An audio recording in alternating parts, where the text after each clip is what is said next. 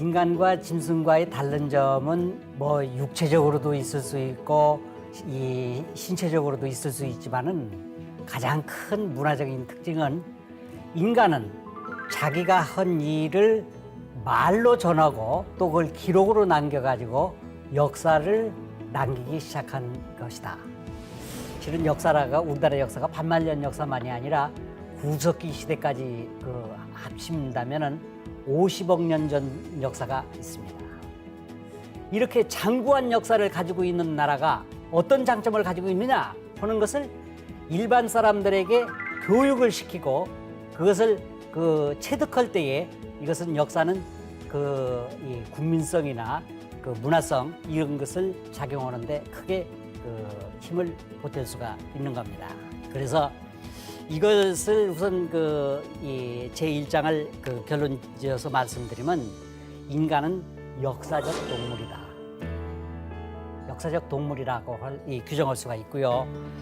역사를 쓰고 기억하고 만들어가는 존재다.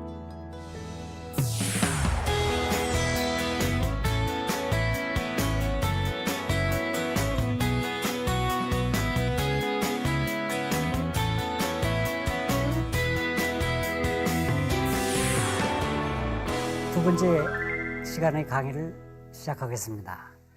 현대사회의 특징은 언제부터 현대사회라고 할 수 있느냐. 대체 우리나라 역사에서의 현대사회는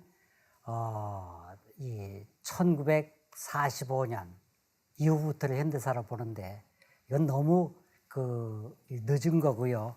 거기에 뭐 근대라고 하는 시대를 설정해서 그런 거고 현대사회라고 하는 것을 우리가 볼 때 기본적인 특성은 과학이 발달하면서 자연의 비밀이 깨집니다. 기독교 하느님이 만들었다고는 세계를 창조했다고는 설이 뉴턴이나 다윈 이런 사람들에 의해서 깨지기 시작하죠.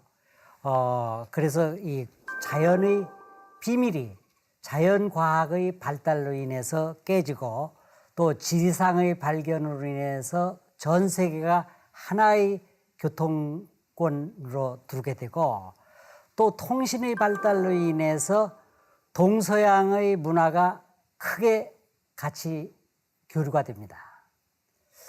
그래서 서양에서 동양의 문화를 접하게 되는 것이 17세기 되면은 서양에서 중국 학문이 서양의 계몽주의 사가들에 의해서 많이 읽혀지게 되는 겁니다.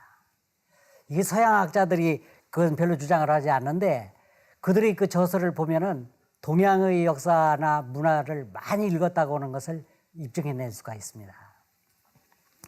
그리고 자연의 비밀이 알려지는 것이 이 망원경에 의해서 육안으로 보는 것 이상으로 천체를 보게 되고 우주를 발견하게 됩니다. 그리고 작게는 현미경에 의해서 육안으로 보이지 않는 세포를 보게 되고 분자와 원자에까지 구조를 밝혀내게 되면서 인간의 세계는 점차 과학의 시대라고 하는 이런 이대로 접어들게 됩니다. 그리고 거기에 이 세계가 한 지붕으로 사상적 개방 문화가 이루어졌다. 이것은 대단히 인간 역사에서 중요한 의미를 갖습니다. 서양의 기독교 문화가 동양에 전래돼 가지고 알려진 것이 우리나라에서도 17세기죠. 17세기. 그리고 이 동양의 문화가 서양에 알려지고 지리상의 발견이 16세기 경에 되면은 대서양과 태평양이 발견돼 가지고 전 지구가 알게 되고 교류하게 되고 또 지구가 둥글다. 동양에서는 옛날에 지구는 네모진 것이다. 이렇게 설명되어 있는데 그게 아니라 지구는 둥글다. 그리고 우주에 대한 이해, 자연관이 굉장히 크게 발전합니다. 이러면서 또 이 산업화로 인해서 선비 집단이라고 하는 것이 해체됩니다. 그리고 이 제국주의, 산업화는 지금까지 산업을 발전시킨 나라와 그리고 산업이 발전하지 못한 나라 사이에 제국과 식민지라고 하는 관계가 이루어져서 제국주의를 낳게 됐고, 그거에 대해서 식민지 국가에서는 민족주의, 자기 민족의 역사를 지켜내야 되겠고 자기 국가를 지켜내야 되겠다 하는 민족주의가 나타나게 되는 겁니다. 여기에 산업화로 인해서 나타나는 그 문제를 같은 신분에 있는 노동자, 농민을 중심으로 해가지고 세계 사적인 혁명운동을 일으키려고 한 것이 마르크시즘입니다.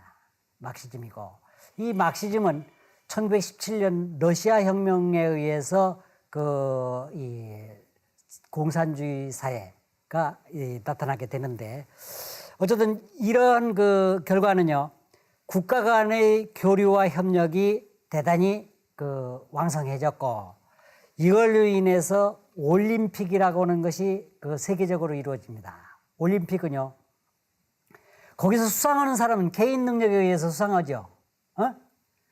그런데 시상할 때 그 나라 국기가 올라가 가지고 또 애국가가 퍼지거든요. 이건 국가와 개인이라고 하는 두 가지를 절충한 것이고, 또 여기에는 전쟁, 이 국가적인 정치적인 세력이 가담할 수 없도록 하는 올림픽 정신이 유지되고 있습니다. 이건 세계화에 굉장히 중요한 거고, 세계 체육 이 올림픽 경기라고 하는 것은 4년마다 한 번씩 열리고 또 각종 체육대회가 열려서 인간의 교류를 하는 장이 되는 겁니다. 그 다음에 인간이 전쟁과 평화라고 하는 것이, 전쟁이라고 하는 것이 고대 국가의 자기 영토를 넓혀가지고 다른 나라를 침범해가지고 전쟁이 시작이 된 건데, 이것을 막아야 되겠다 하는 게 인류의 염원인데도 불구하고 지금 전쟁이라고 하는 것은 지구상에서 없어지지를 않고 있습니다. 역사가들이 연구한 결과에 의하면 4년마다 세계사적인 대전쟁이 일어난다는 거야. 그런데 이것을 또 평화적으로 지켜야 되겠다 하는 게 유엔이죠. 유엔이라고 하는 기구가 활성화되어 있는데, 이 유엔은 2차 세계대전 이후에 1차 세계대전과 2차 세계대전 이후에 만들어진 국제기구로서 세계의 평화를 유지하려고 하는 노력인데, 각 국가의 힘에 아직 밀려가지고 유엔의 힘은 국가를 능가하지를 못하고 있습니다. 그 다음에 인간은 각 국가가 생존 경쟁을 위해서 아직도 국가주의가 엄청나게 작용하고 있습니다. 이거에 반기를 듣고 있는 나라가 어디냐면 유럽 연합입니다. 유럽은 근대 민족 국가가 처음 생긴 나라이면서도 이게 한 나라씩 대항하다 보면은 동양의 각 나라에 대해서 대항할 수가 없다. 그래서 우리 힘을 합쳐서 하나의 국가 체제로 하자 해서 근대에 만들어진 최초의 민족 국가를 해체시켜가지고 연합국가를 만드는 겁니다. 그런데 여기에 국가 간의 이익이 아직도 불투명해가지고 유럽에 대항하려면 동아시아에서도 중국, 일본, 한국, 인도네시아, 인도 뭐 이런 나라들이 하나의 정부를 만드는 그런 국가가 만들어진다면은 세계는 국가라고 하는 차원을 넘어서 가지고 새로운 역사의 진입 단계로 나가는데, 글쎄 이런 게 하기에는 아마 이번 세기는 어려운 거고, 다음 세기나 가서 또는 몰라 젊은이들이 노력을 하고 세계인들이 그런 것을 하자 해가지고 노력을 하면요, 그게 불가능할 것도 없어요. 이 세계 정부를 세우는 그거로 지역적인 대지역 국가 이런 것이 필요합니다. 그런데 또 영토 분쟁이라고 하는 것이 지금도 일어나고 있거든요. 조그마한 독도를 일본이 차지하겠다고 해서 일본은 독도 영유권 주장하죠. 그거에 대해서 우리는 그건 대한민국의 땅이다 하고 영토 분쟁을 지금도 하고 있고, 중국과 일본 사이에는 센가쿠 열도라고 하는 조그만 바위 하나, 섬 하나 가지고서 상호 으르렁거리고 있고, 또 이 국가 간의 이익이 충돌하고 있으며 종교적인 문제, 이게 국가 간의 이익 충돌은 요즘은 물론 그 국지적인 거지만은 어업에 있어서 그 중국의 어선들이 우리 공해에 나타나서 싹쓸이 그 어업을 해가잖아요. 해경들이 그걸 막으려고 하면은 쇠뭉치하고 철창을 가지고서 때리는데 왜 그걸 발포를 못해? 그거 참 앞으로 그 심각한 그 문제입니다. 그건 지킬 건 지켜야 되는데 이런 것이 있고, 또 종교적인 분쟁. 이 종교적인 분쟁이라고 하는 것은 대단히 심각하면서도 무서운 겁니다. 이게 이슬람교와 기독교 간의 싸움.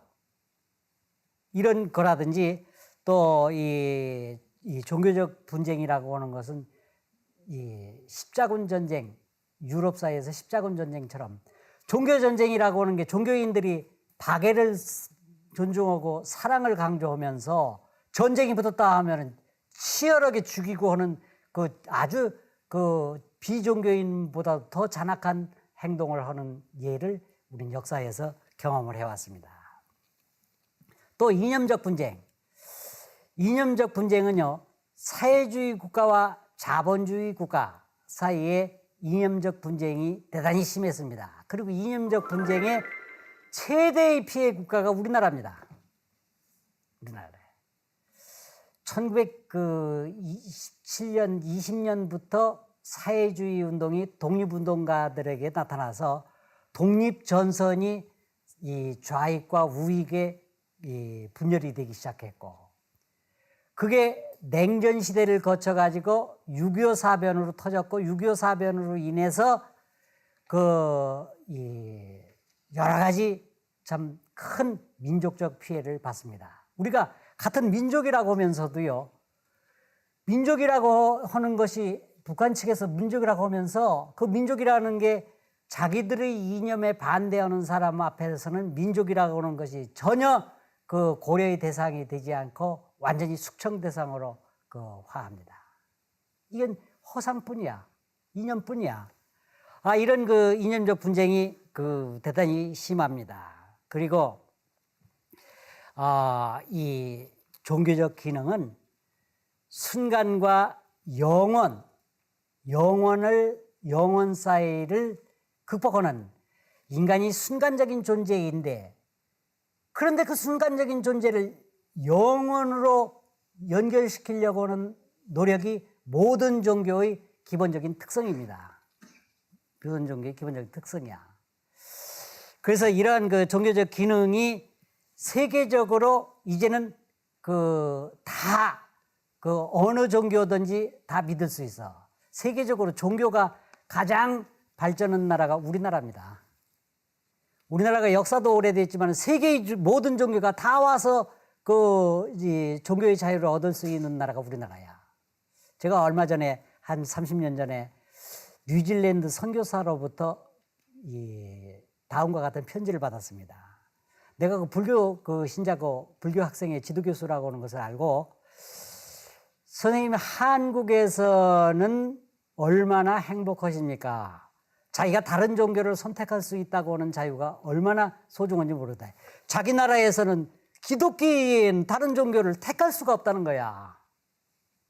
그래서 다른 종교인들과 서로 대화도 나누고 인간의 공동적인 문제를 토의도 하고 그러느냐, 그런 질문을 하면서 서양에서 유일하게 기독교 이외에 다른 종교가 거의 전파되지 않은 지역이 상당히 많습니다. 그런데 우리는 모든 세계 종교가 다 있으면서도 우리는 종교적인 전쟁이라고 하는 것이 어떻게 보면은 일어날 듯 하면서도 안 일어나.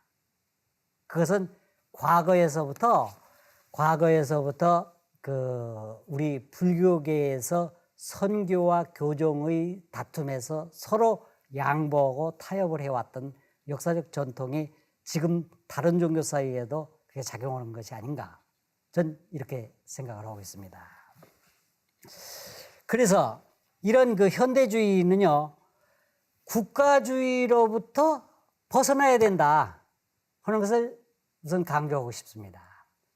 국가주의로부터 벗어나야 된다 하는 말은 어떻게 보면 엉뚱한 그 처음 듣는 얘기다. 아마 여러분들하고 놀라실 분도 있을지 몰라. 또 노인 양반들이 이런 얘기 들으면은 그 거두절미하고 앞에서부터 얘기를 안 듣고서 요 얘기만 들으면요, 저 사람 미친 소리 한다 이렇게 할지도 몰라. 그런데 국가라는 것이 얼마나 많은 사람들의 생활을 규제하는 겁니까? 우리가 지금 대한민국은요, 대한민국 버리고 외국에 나가가지고 살 수 있는 가능성도 얼마든지 있어. 대한민국 버리고 외국에 나가가지고 외국 국적 얻어가지고 나가서 살 수도 있습니다. 그런데 이 국가라고 하는 것이 갖는 그 여러 가지 의미는 실은 이 사생활의 경제적인 문제, 사회적인 문제, 도덕적인 문제, 이런 문제에서 국가라고 하는 것은 우리 생활의 기초입니다. 그래서 아직도 이 국가는 엄청난 그 개인 생활에 그 작용하는 단체 중에서 유일하게 힘을 발휘하는 단체입니다. 그런데 국가주의라는 게 어떻게 보면은요, 비근하게 보면은 북한하고 지금 남한하고 이게 싸우고 있는 것도 이건 어떻게 보면 국가주의의 그 연장이고, 이 국가주의는 그것뿐만 아니라 중국과 일본, 한국 사이에 그 역사 전쟁 일어나고 있는 것이라든지 이런 것이 다 국가주의의 한 소산입니다. 아까 역사라고 하는 것에서 개인의 공통적인 문제, 근본적인 문제를 해결하려고 하는 것이 대단히 중요하고 그렇다고 했는데, 이 국가주의 역사라고 하는 것은요, 또 왜 해방돼야 되느냐? 과거의 국가주의 역사는요, 다 지배층이 쓴 역사입니다. 근데 내가 가만히 보면은 역사라고 하는 것은 그 시대에 사는 모든 시대의 사람들의 노력의 공동 노력이 그 역사입니다. 이렇게 평가해야 제대로 되는 건데, 과거의 역사는 모두 지배층들이 있어가지고 지배층의 역사만이 남아 있습니다. 그 사료를 가지고 연구를 하게 되면은 지배층 중심의 역사밖에 안 되는 거야. 이럴 때 일반 인간으로서의 역할, 이것이 국가주의로부터 매몰됩니다. 그 다음에 두 번째는 역사적인 족쇄로부터 인성의 해방이 요구된다. 역사적인 족쇄. 역사적인 족쇄라는 말은, 이 말도 아마 여러분들 설명을 지금 들어서 대충 짐작은 하겠지만은 이게 구체적으로 뭘 얘기하는지 감이 안 잡힐지 모르겠는데, 이걸 좀 더 보충 설명을 하면요, 역사적인 족쇄라는 것은 여러분들이 대한민국의 국민이면 대한민국의 역사를 알고 있고, 그건 뭐 크게 그렇고, 또 여러분들은 아버지 어머니로부터 자유롭지 못하지요. 자유롭지 못해. 그리고 우리는 그것뿐만 아니라 일제 식민지라고 하는 데에서 독립운동가들을 존중해야 되고 그들을 표창해야 되고 하는 이런 국가주의에 밀려 있습니다.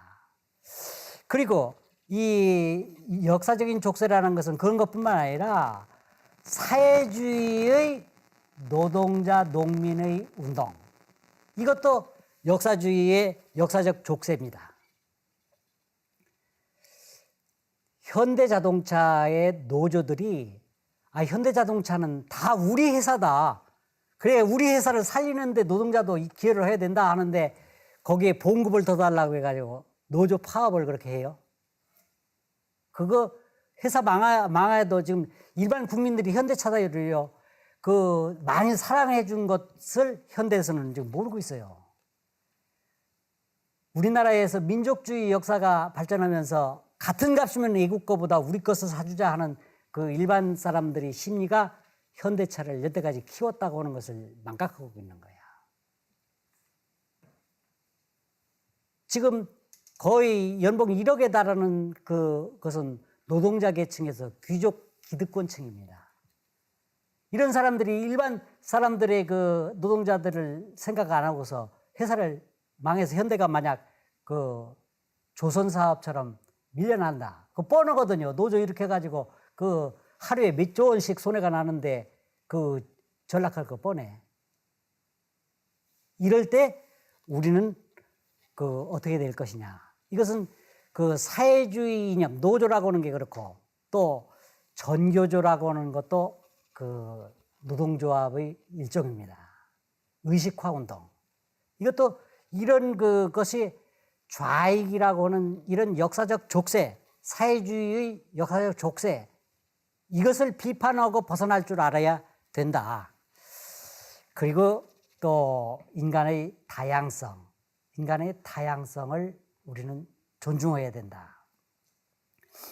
인간이 개인적인 측면에서 모두 다 똑같은 존재다 하는 점에서 또 역사의 주체로서 그 인간론을 주장했는데, 이 인간의 다양성이라고 하는 것은 내 생각이 중요할 뿐만 아니라 다른 생각을 가진 사람도 중요하고, 또 내 종교만이 중요한 게 아니라 다른 사람의 종교도 중요하고 거기서 어떤 것을 배울 수 있는가 하는 것을 우리는 열린 마음으로 가지고 있어야 된다. 이 다양성을 인정하지 않고서는 그 인간이 독재주의, 전제주의 국가 체제로 벗어나는 겁니다. 공산주의 국가에서 공산당 이해의 사람들이라고 하는 것은 설 자리가 없다. 이건 정말 지옥의 사회이고 자유로운 사회가 아닙니다. 이러한 인간의 다양성을 인정하는 것이 현대사회의 기본적인 특징이다. 이것을 강조하는 겁니다.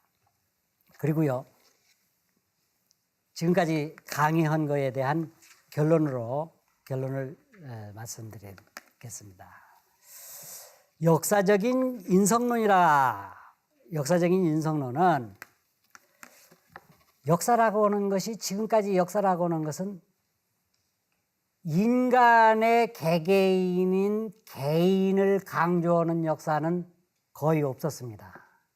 이건 국가 중심적인 역사, 대한민국 5천년 역사, 반만년 역사 또는 구석기 시대의 역사가 일반 사람들의 역할을 제대로 강조한 역사가 있느냐. 여러분들 한국사 읽어보세요. 고려시대, 신라시대, 조선시대가 전부 다 귀족사회 어쩌고 해가면서 전부 지배층 중심의 역사지. 그 밑에서 사는 일반 사람들의 생활이 어떠한 거고 그들은 역사 창조에 어떤 역할을 했느냐 하는 거 전혀 밝혀지질 않았어요. 그런데 여기에서 이것을 벗어나려면은요, 나라고 하는 존재를 자각해야 되고 나는 현재 역사를 창조하는 주인공이다 하는 주체의식을 가져야 돼. 이게 과거의 역사도 마찬가지로 그 시대에 살았던 모든 사람의 개개인에 대한 그 역사 창조의 주체화를 이룰 수 있는 기반이 나라고 하는 것에 대한 자각. 나라고 하는 것이, 여러분들 나라고 할 때에 나라고 하는 것을 우습게 보고 난 이 세상에 나 없어도 별볼 일 안 생길 거야 하고 함부로 자살하거나 그러면 절대로 안 돼요. 여러분들은 이 현대 우리나라 인간 사회를 이루고 있는 대단히 소중한 역사의 창조자들이고 주인공들입니다. 이런 철학이 탄탄하게 잡혀야 국가 중심적인 역사, 이념 중심적인 역사, 지금까지 역사적인 이 족쇄, 이것으로부터 벗어날 수가 있습니다. 내가 아까 처음 얘기할 때 인간은 역사적 동물이다 그랬습니다. 역사적 동물이라는 것이 지배층 중심의 역사적 동물이어서는 안 된다. 서가모니가 모든 인간의 공통적인 문제를 해결하기 위해 가지고 그 번민을 했고 거기서 깨달음을 얻어가지고 그걸 전파시켰듯이 나라고는 자각이 한 사람 한 사람 다 해가지고 그 국가주의 전체주의를 무너뜨릴 수 있는 이 자각이 전제되지 않으면은 역사적 동물이라고 하는 데를 오해하고 잘못 이끌어갈 수도 있다. 그렇기 때문에 이렇게 자각된 인간을 이 주체적인 인간, 역사 창조자로서를 나라고 하는 것을 여러분들은 확신을 가지고 발견하고 그거 신념을 가지고 살아가야 됩니다. 그리고 역사라고 하는 것은 개체 현상이 아니라 복합적인 현상입니다. 역사라고 하는 것은요, 거기에는 역사적 사실을 보면은 어떤 하나의 작용이 있는 게 아니라 그 시대에 상상할 수 있는 모든 요소들이 복합적으로 나타나 있는 아주 복잡한 학문입니다. 역사는 한 시대에 그냥 시간이 지나면 되는 게 아니라 거기에 정치, 경제, 사회, 문화, 예술 모든 것들이 종합돼 가지고 이루어지는 그 산물이기 때문에 역사라고 하는 것은 굉장히 복잡한 것이다. 개체의 것이 아니다. 역사 활동을 하는 그 모순된 얘기죠. 역사 활동을 하는 것은 개개인의 그 집합인데, 그러나 역사 현상이라고 하는 건 개체적인 그 현상이 아니라 복합적인 현상이라 한다. 여기에서 우리는 역사 철학이, 역사라는 게 무엇이고 우리에게 어떤 의미를 갖는 것인가 하는 것에 대한 의미를 주는 겁니다. 또 역사에서 변화만이 아니라 역사는 지속성을 강하게 띠는 것이 역사다. 이거 우리나라 이 역사책 보면은요, 삼국시대 하고서 삼국시대 지나고서 고려시대로 가면 삼국시대 얘기가 다 없어지고 고려시대만 또 설명이 돼. 조선시대 가면 고려시대의 것이 모두 다 없어지고 조선시대의 새로운 것들만 설명돼. 근대 하면 과거의 것은 없어져 버리고 우리 그 근대 요소만 얘기하고, 현대 하면 현대적인 요소만 설명되지 과거의 것이 어떻게 연속되는지를 설명 못 하고 있습니다. 그런데 현재 우리들이 한국 사람에게는 저 단군 조선으로부터의 사상과 문화가 삼국시대를 거쳐서 고려시대를 거쳐서 조선시대를 거쳐서 오늘날 우리들에게도 어느 정도의 일부 지속되고 있는 측면이 있다. 신라시대의 골품제 사회의 특정, 이것이 우리에게도 지금까지도 어느 면은 작용하고 있습니다. 또 고려시대의 정치는 유교, 종교는 불교에 의해서 이루어지던 그러한 것, 이 다양성, 이런 것이 우리 사회의 어느 요소로도 나타나고 있습니다. 또 조선시대에는요, 조선시대의 여러 가지 것이 대한민국 건국으로 인해서 조선시대의 관행을 모두 다 폐기하고 미국식으로 정치체제를 바꿨지만은, 투표 현상을 보면은요, 대통령을 뽑는데 옛날 왕으로 생각하고 투표한 예가 많아. 초기에. 이런 것은 대한민국 사람이면 과거의 역사로부터 지속적인 것이 대단히 많은데, 역사에서 변화만을 강조해가지고 역사의 지속성을 설명하지 못한다. 이건 역사의 중요한 성격을 잃는 겁니다.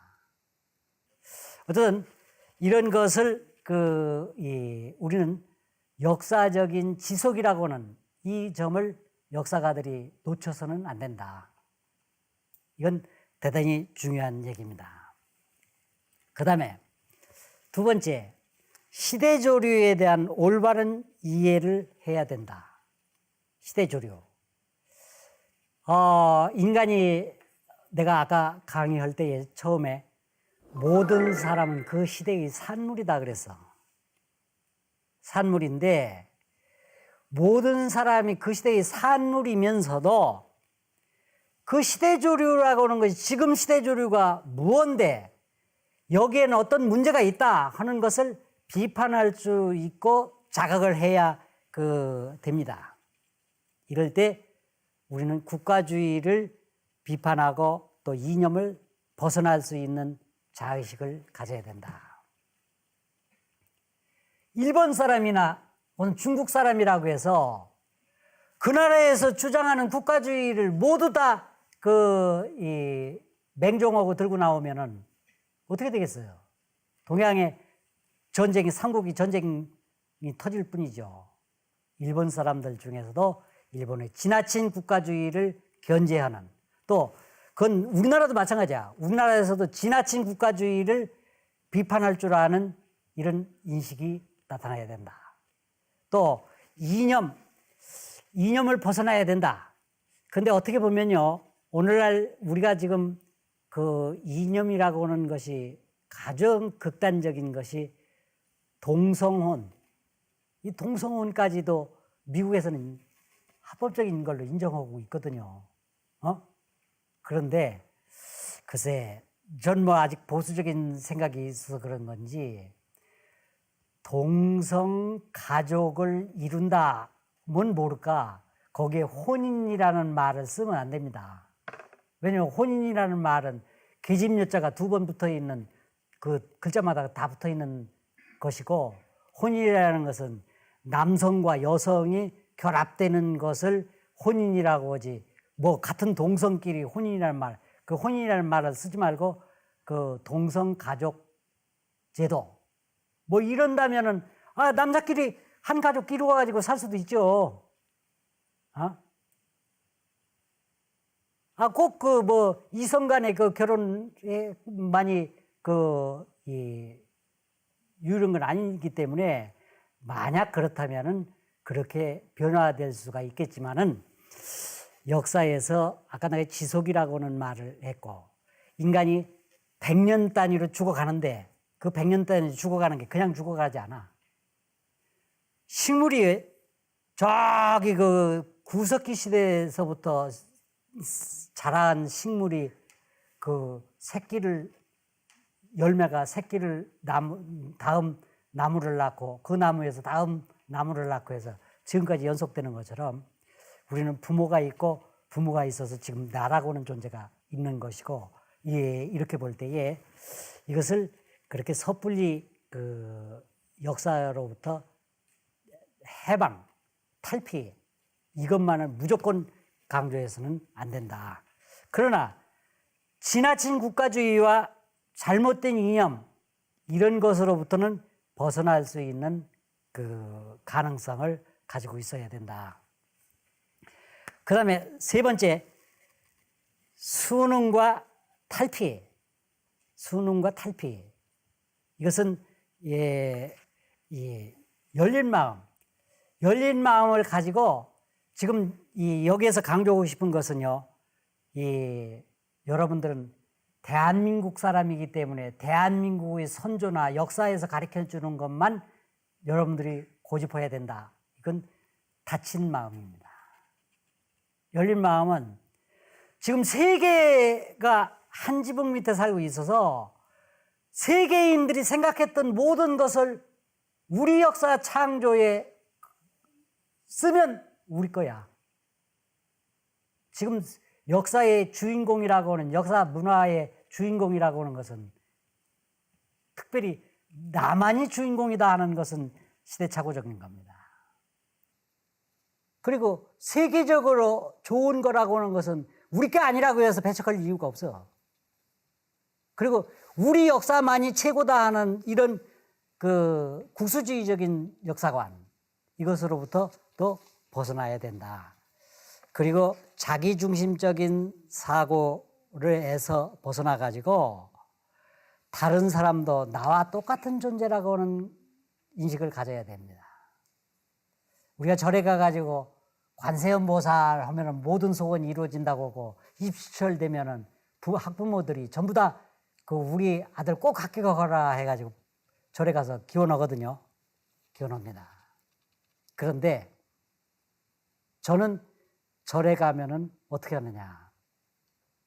내가 집에서 앓고 있는 부모가 계실 때, 우리 부모를 포함해 가지고 모든 사람이 이 고통으로부터 벗어날 수 있는 길이 열렸으면 좋겠습니다. 그리고 입시 때는 모든 학생들이 자기 능력을 최대한으로 발휘해 가지고 공정한 시험이 이루어지기를 바랍니다. 그러면 우리 아들이 다 포함되는 거야, 그 기도 속에. 옛날 사람들이요, 가뭄에 벼가 바짝바짝 말라 죽거든요. 우리 눈에만 비가 와달라고 해가지고 하늘에 빈다고 해서 와요? 우리 들녘에, 우리 이 지역에 너무 가물으니까 하나님 비 좀 제발 내려주세요 하고 간절하게 기도하면은 다른 땅을 포함해가지고 같이 내리는 거지 자기 땅에만 내리는 게 아닙니다. 그런데 편협한 사람들은 자기 땅에만 물대기 위해서 남의 물코를 터놔가지고 자기 눈에 댄다든지 그래서 되겠어요. 그리고 이런 것은 베품의 문화. 우리는 이 베품의 문화라는 게 대단히 중요합니다. 지금 우리 한국 사회의 큰 문제는요, 돈을 번 사람들이 자기 자식들에게만 물려주려고 그러는데 그렇게 하면 다음 세대가 똑같은 출발을 하지 못하는 겁니다. 자기가 벌은 모든 재산을 사회에 환원해가지고 젊은이들이 똑같은 출발해서 경쟁을 해가지고 사회를 이끌어갈 수 있는 사회가 되어야 되는 거지. 부모들의 재산이 자식들에게 굉장히 많이 상속이 되는 이런 체제 가지고서는요, 한국의 기득권적인 유산을 폐지할 수가 없습니다. 그건 우리 기부문화라고 하는 점에서 대단히 중요한 겁니다. 그래서 이런 남을 생각하는, 남과 사회 전체를 생각하는 이런 생각을 가져야 되겠다. 그리고 이런 실현 방법은 아까 내가 누차 얘기한 것처럼 역사가 인간의 자기 발견, 자기 존중. 한국이 자살하는 사람 대단히 많죠. 세계적으로 자살률이 제일 많다니 이게 어찌된 일입니까? 이 자살이라고 하는 것은 귀중한, 이 세상에 한번 태어난다고 하는 것 자체가 40억 인간 중에서 하나로 태어나는 게 쉬울 것 같아도 한 사람으로 태어난다는 것은 수백 년 또는 수천 년 동안 피가 연속돼 가지고 온 결과로 태어나는 아주 이 세상에 태어난 기회가 대단히 소중하고 얻기 어려운 확률, 로또 당첨보다 더 어려운 게 이 세상에 태어나는 겁니다. 그런 세상을 스스로 포기하고 있다니. 그래서 여러분들이 자기를 발견하고 자기의 행복을 추구하고 일반 사람들이 하는 덩달아 따라가지 말고 자기 주변을 가지고 역사를 창조하는 주체적 인간이 되어야 되겠다. 이게 제 강의의 결론이고 요점입니다. 그 다음에요, 제가 뒤에 붙이는 자기를 발견하는 방법은 뭐냐. 강의만 들어가지고 지금 여러분들 스스로 발견했다. 발견할 수 있는 씨앗은 여러분한테 내가 심어줬습니다. 그런데 그 씨앗을 키워가지고 큰 나무로 성장시키는 데에는 여러분들이 독서를 해야 되고 사색을 해야 되고 토론을 통해서 자기와 공동체의 발전, 그리고 행복, 그리고 이 자유를 구현시키려고 하는 데에 부단한 노력을 해야 됩니다. 요즘 우리나라 사람들 책 안 읽어요. 노인들은 나 시력 나빠서 못 본다 그러고, 그러면서 젊은이들은 다 스마트폰이 매달려 있어. 스마트폰에 떠오르는 인터넷 지식이라는 게 아주 광범위하고 세상 곳곳에 것을 밝혀주고는 있는데 철학이 들어있다거나 이 구체적인 점에 있어서는 아주 피상적인 것들이야. 거기에 매달려서는 안 됩니다. 여러분들 하루에 1시간이라도 책을 읽고 좋은 책을 쓰려고 노력을 하고 하는 데에 여러분들은 노력의 주체가 되어주기를 부탁드립니다. 여러분들하고 나하고 인연은 지금 오늘 강의뿐만 아니라 일생을 여러분들하고 계속 생각과 모든 것을 나눌 수 있는 기회가 될 겁니다. 오늘 강의는 여러분들 자신이 이 역사를 만들어가는 주인공이라고 하는 것과 그러기 위해서 우리는 어떻게 해야 될 것인가 하는 강의를 했습니다. 이상으로 강의를 마치겠습니다. 고맙습니다.